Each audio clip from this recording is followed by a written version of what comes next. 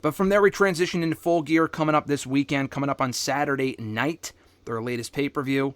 I will say this, I think as of now, and this could change by Rampage and Collision, which is happening both on Friday night, actually, before the pay-per-view on Saturday. They could add more matches. There's only 9 matches as of right now, including the pre-show. Do you think that we've mentioned this before, do you think the increased amount of pay-per-views a year for AEW will lead to more matches, less matches on these cards as opposed to 4-hour pay-per-views? Because the whole excuse was, we only have 4 or 5 shows a year. We can do 16 matches in 4 hours. I mean, not so much anymore. If you have monthly pay-per-views, there's no real fucking reason to have 4-hour shows and 15 matches. So far, it's only an 8-match card on the main card, and I think that's enough, and hopefully it goes around 3 hours. No, I think with the more pay-per-views, they should do less matches, but I also think they also have 3 different TV shows that they have that they could beef up more by putting pay-per-view style matches on it, like on a Collision. I know their and Rampage ratings have kind of tanked lately, but no, I think I hope. I mean, like you said, the shows are like aggressively long, so hopefully the more shows they do, maybe we'll get less. But like you said, I haven't seen anything for Rampage or Collision. I don't know if they're pre-taping that or what, but I wouldn't be shocked if they added in a couple more matches. Just that's the tone anyway. Yeah, I think they're doing, if I'm not mistaken, I think they're taping them live on Friday. I think they're taping Rampage at 8 and then Collision first at 8 and then Rampage right afterward, if I'm not mistaken. So that's the lineup for Friday night. So they'll probably add more matches, at least one more. I hope not too many, because I like the card as it is right now. On the pre-show, MJF defending the Ring of Honor World Tag Team titles against the Guns. I thought he was going to have a partner. In the graphic, it said he had a mystery partner. As of right now, I think it's just Samoa Joe, or just MJF defending the championships on his own. Unless you've seen something else, I think regardless of whether it's MJF and a partner or just MJF, I think MJF retains the Ring of Honor Tag Team titles. I think it's safe to say that. Yeah, I agree. Like I said, I didn't see anything. I might have missed something as well. To my knowledge, it was just him by himself. But like I said, I think they had like a graphic that there was going to possibly a partner. I mean, if he has a partner, I feel like Samoa Joe would make the most sense. But even if he's in, like you said, even if he's in the match by himself, I think he wins.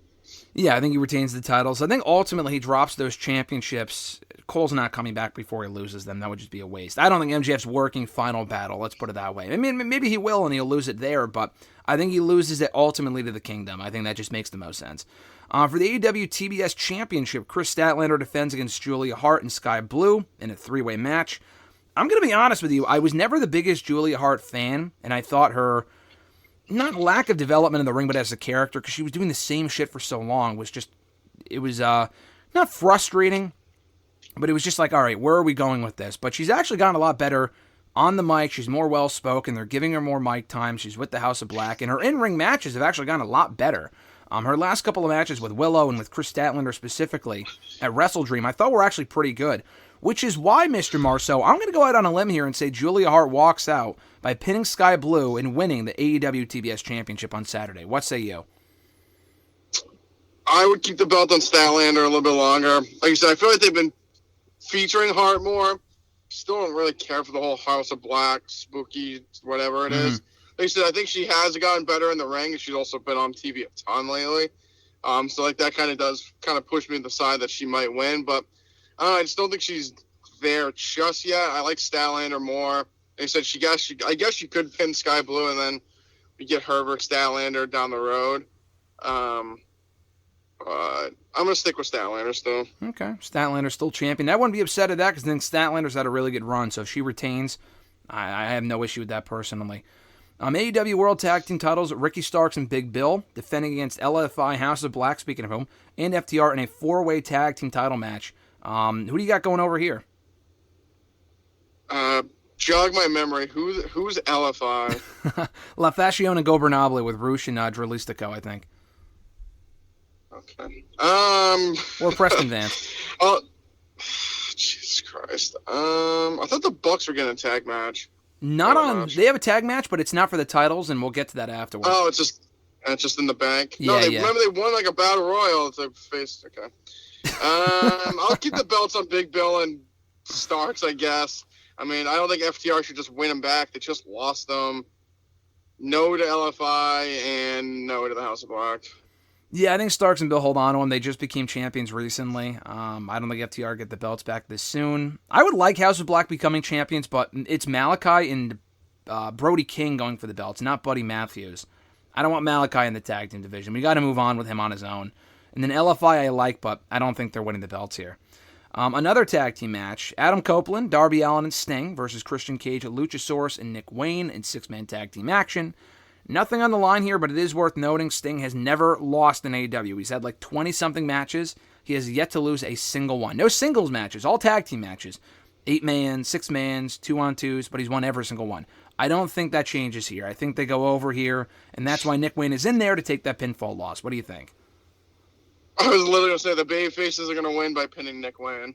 It's self-explanatory. I think that's pretty easy. I think they do Copeland and... I mean, they could do it at the March pay-per-view. I mean, I don't think they do it in December. I feel like that's too soon. I would save it for Revolution, personally.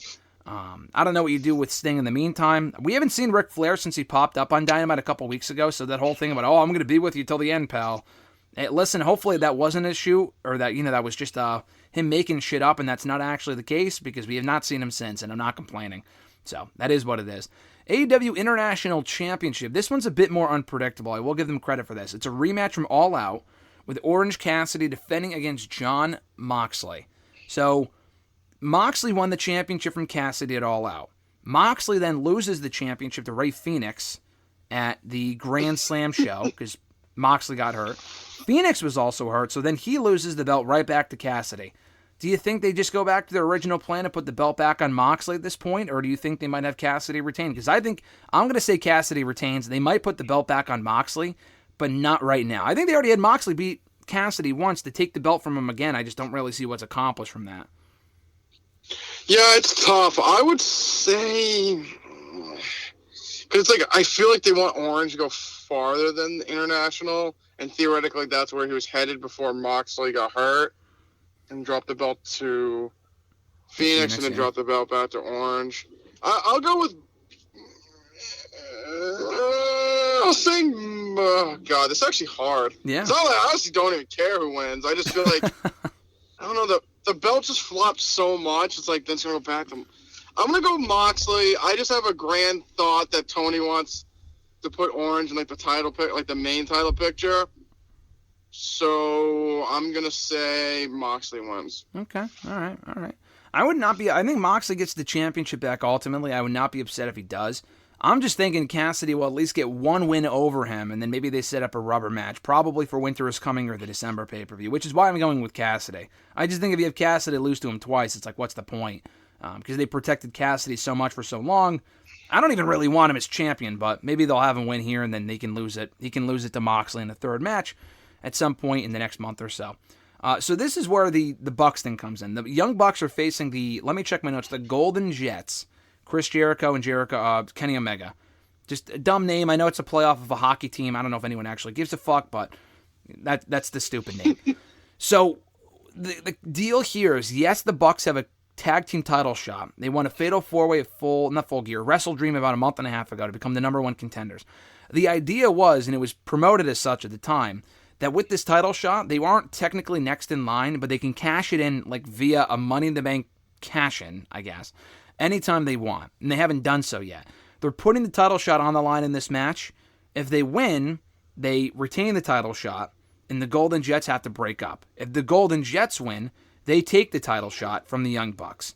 This is another unpredictable matchup, and the Bucks were teasing turning heel. Yeah, I'm going to go Golden Jets just because they just put them together. Honestly, ideally, I would have the Golden Jets lose here because I don't want Kenny Omega and another fucking tag team. Just use the guy on his own. Stop with the Elite Jericho bullshit. Just move forward with him on his own, please. I think they win. I think they should lose, but I do think they'll win, and maybe the Bucks go heel. But the Golden Jets become number one contenders instead. What are you thinking? Yeah, I think just with what I've seen on Dynamite lately, the Young Bucks were showing frustration after losing the Ring of Honor 6-man titles against the Mobile Embassy. I think that's their name, yep. Right? Mobile Embassy. Mm-hmm. And they were having a meltdown after. Adam Page is kind of doing his own thing. Kenny's kind of going to his own thing now. like I said, I don't really want like Omega and Jericho to win the belts. The way the story's being told, I feel like we're getting like another heel Bucks run. So I guess you'd have Omega and Jericho win here. I mean, he said I don't really want to see it happen, but just the logic and what's been going on, that makes the most sense. I just don't want them as a tag team. I really don't. I mean, Jericho. No, I completely agree. I completely agree. I think Omega's way better on his own. Jericho's just, I don't even know what he is at this point. I'd rather just see Omega on his own. But I think we're getting a tag team here, unfortunately. Dude, are we ever getting Omega and Takeshita again? What happened to that? I know they were in a match last night in an 8-man tag, but like, what? Why is that not the pay-per-view match? Why is it not Takeshita and Omega? Why do the Bucks have to be involved in this crap? I have no idea. It's just like that might be the new Keith Lee versus Swerve. Maybe, I don't know. Maybe that's this new thing, like build this big feud and then never do the payoff. I don't know. Yeah. No, I know Takeshita beat Omega at the last pay-per-view, but or was it? No, I'm sorry. It was All Out. They did the first match, but they never had Omega get his win back. All Out. Yeah, it was All Out, and they never. I mean, I'm not saying Omega needs to get his win back, but you would think that's the story they want to tell, and it makes the most sense. And it was just a great match, and they want to see it again. But no, listen, you gotta put Jericho first. He's the real priority, right? He is. Stupid. AEW Women's... Ocho. The Ocho, is that what you said? Yeah, the fucking list of names he comes out with, yeah. The list of nicknames, I think he just trademarked another one. He trademarked the Golden Jets, but he also trademarked something recently. I forgot what it was, but it was pretty dumb. AEW Women's World Championship, Hikaru Shida defending against Toni Storm.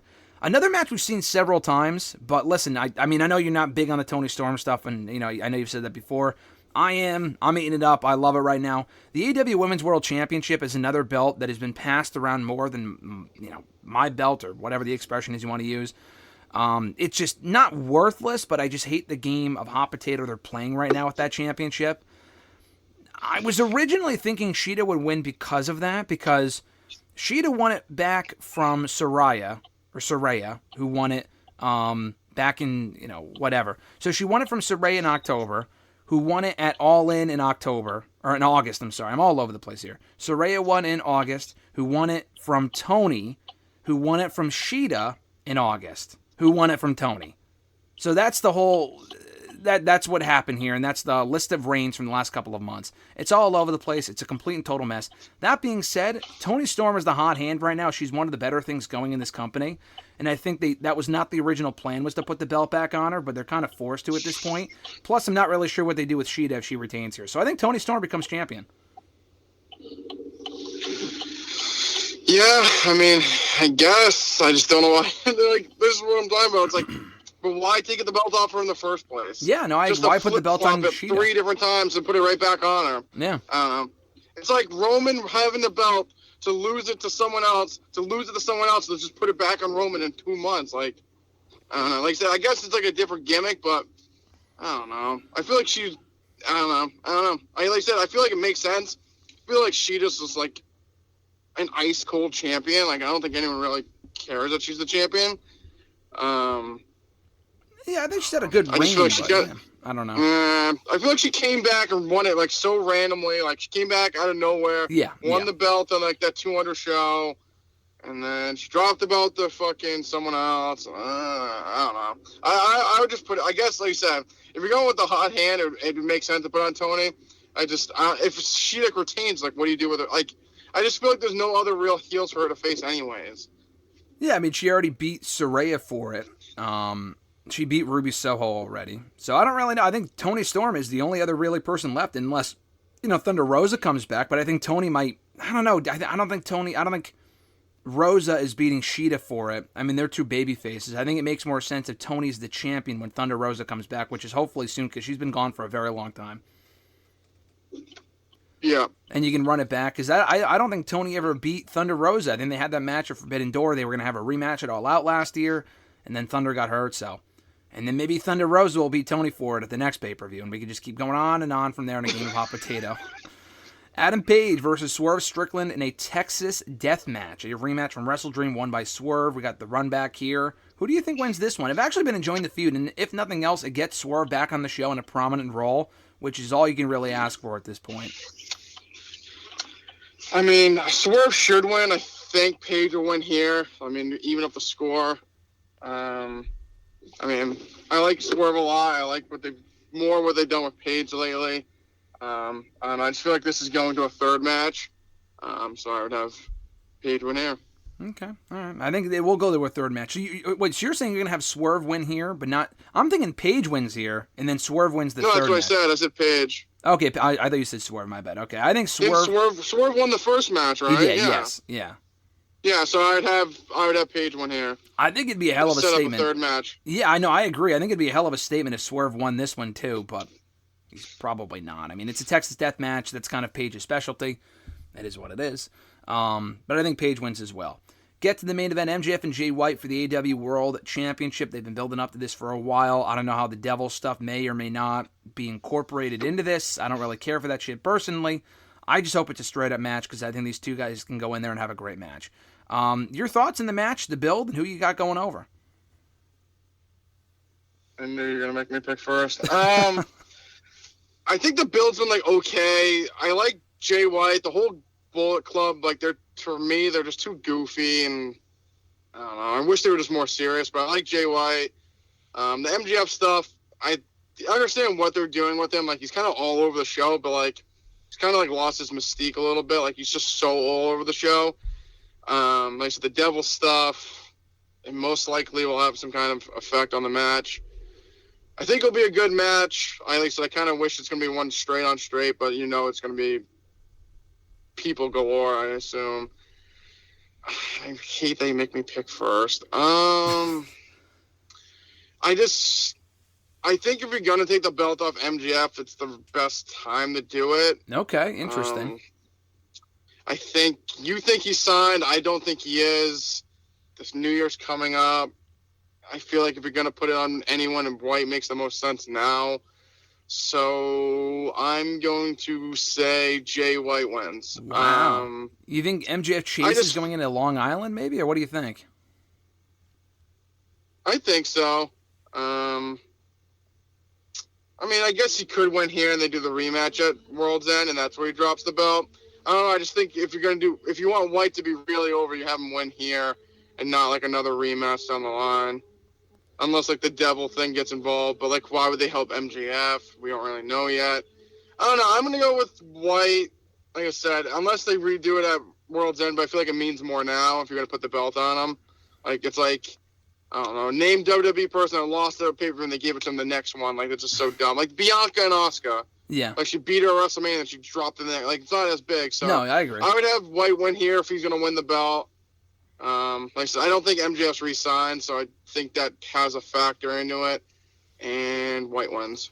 I think MJF retains just because they set up so many different challengers from Wardlow to Joe in a rematch. You can't really do those matches if Jay White's champion. So do you think all of that stuff is just a swerve, maybe? No pun intended. It could be. I just feel like at this point, I feel like White's the one to beat him. Mm-hmm. They're kind of telling these other people. Joe shouldn't even get a fucking title shot. He's lost 1,000 of them. I don't know why he's getting one. Wardlow, he hasn't been on the show for 6 months. He comes back beating job guys. So not sure why he'd get a title match. I just feel like White's the one to beat him. They've been pushing him so much. The whole Bullet Club Gold stuff's been all over the show. Feel like it makes the most sense. I would just put it on him now if he's the one to beat him. Like I said, I'd rather him win now than win a month or two down the line. Do you think MJF loses the championship because of interference from Joe or a Wardlow or something like that? Because Wardlow even said in a pre-tape a couple weeks ago, listen, I'm going to take everything from you because you took everything from me. I feel like that would make sense. Or do you want it a clean win for Jay White? I mean, it's definitely not going to be clean. I mean, it's interference galore. The Bullet Club Gold shit will be all over the place. Yeah. So I think that's what's going to happen, yeah. Okay. Last question for you before we wind down here, because this was announced by Tony Khan yesterday on X, on Twitter, that at Full Gear, in typical Tony Khan fashion, he had to hype this up in advance, that he is signing a well-known, well-respected, one of the biggest talents in wrestling. I believe is what he said. Maybe not one of the biggest talents, but he said a big star. I don't have the wording in front of me, but it was something along those lines, dude, where he said, someone that every AEW fan respects, and I'm thinking, everyone respects everyone, so what does that mean exactly? And he said they'll put pen to paper, and they'll sign on the dotted line this Saturday at Full Gear. We've seen the same song and dance before. They did this with Christian Cage a couple years ago, poor guy, because everyone thought it was Punk, and it ended up being Punk later on, but everyone thought it was Punk or Brock Lesnar or fucking Kurt Angle, and it was Christian, and people were a little disappointed. And he's been an amazing signing for them, obviously, but, at the time, people were disappointed. Is it Goldberg or something? I don't think it's Will Ospreay would fit the bill, but I don't think his contract is up until February, so I don't think it's Will Ospreay. The only other name that comes to mind for me is Mercedes Moné. And I think she might be cleared by now. She's been kind of playing it coy. She hasn't really said anything, so I'm not really sure. But here's the thing, though. I think when he made that announcement on Twitter, everyone was thinking Mercedes. So if it's not Mercedes, I feel like anything, again, same thing with Punk and Christian a couple years ago. If it's not Mercedes, people will be disappointed. So what do you think? And when you see that, what's the first name that comes to your head? A lot of people have been saying her. I honestly have no idea why she'd want to go there anyways. I just feel like their women's division just isn't really there. Make amends with WWE and go back makes the most sense if you ask me. With her specifically, I don't know. It could be her. Like you said, I feel like that's the hoopla is her. In my mind, I just don't really know why she want to go back there. I feel like the WWE women's division just overall has been thriving a lot more, and she could just be right back into it. Like I said, I think if it's anyone besides her, I feel like people are going to be disappointed. People said Ziggler, but I don't think his 90 days even up yet. That would be if it's not Ziggler, because his 90 days aren't up yet, but that would be terrible. I'm sorry, that would be awful. I don't know if 90-day non-compete, does that mean you can't wrestle? Does that I guess there's not really could you sign a contract? There's kind of vagueness there. I don't think so. Sign a contract and still not. They always waited until the 90 days were up for people to when Keith Lee's 90 days, they waited until right up until then to have him come in. So maybe, but I don't think so. So maybe. Like I said, I think besides Mercedes, I don't think anyone else would that's who it seems like it's gonna be. I'm just going back to the fact I don't know why she'd want to go there. I feel like WWE makes the most sense for her. I don't know why. I don't know. I just feel like with what the women's division. Like I said, WWE, even all over all three platforms, like NXT, SmackDown, Raw, the women are all over the show. Mm-hmm. I feel like they could use her as well, and I feel like she could use their kind of platform. Yeah. So I think it's her. If not, I think everyone would be disappointed. I could see why she would want to go there to get some more freedom and just do something different, because it's the next biggest platform next to WWE. And she only left about a year and a half ago from WWE. My biggest issue with her not going back to WWE and why I was in favor of that was because if you did bring her back a year ago or earlier this year, what the fuck does she do? Because their women's division really hasn't been much of a priority either until recently. And she's done it all a million times. Face, heel, cool. Not that I don't care about Sasha, but in WWE, she had done all there was to do. And when she comes back down the road, a bigger star, it's going to be an exciting moment. Has it been long enough for that moment to really mean something for her to come back? Or do you think I know you said she probably wouldn't be a great fit for AEW. Or do you think it would be a big moment if she comes back and they can find something for her to do, like in the Bayley situation, where maybe she brings her back to the light and she brings her back to the babyface side, or whatever the case might be? No, I feel like if she was the person on, if she was the mystery person, like you mentioned earlier, for the War Games, like you said, she could bring Bayley back to the light, and we get them versus Damage Control. They when she left, she was with Bayley. She comes back with Bayley, just a babyface this time, and then you just shoot her off, and she does. Faces Jade, and there's other women coming up, and I feel like there are a lot of opportunities. She has wrestled a ton of people, but I feel like there's also some new people she hasn't worked with, and like I said, I feel like I don't know. I just feel like with her, it's she's all about the big brand, and I just feel like going to AEW is just underneath her thoughts. I think I understand she's very high on herself, and I feel like that's saying you're a big football player and you're going to go play for the XFL, the USFL instead of the NFL. I think she thinks of herself as a global star, and going to WWE would make the most sense than going to AEW. I think we established this already when Saraya came in, Paige came in a year ago, and we were like, maybe this is the game changer they needed for that division, and it's been anything but. And I like her, but she just has not had a great run. And she's different because she's not full-time and she's had the injured neck and whatever. I honestly think at this point, whether it be Mercedes or anyone, even if Charlotte fucking Flair went there, which people have speculated, maybe that's why they signed Ric Flair to bring in Charlotte. I don't think that's the case.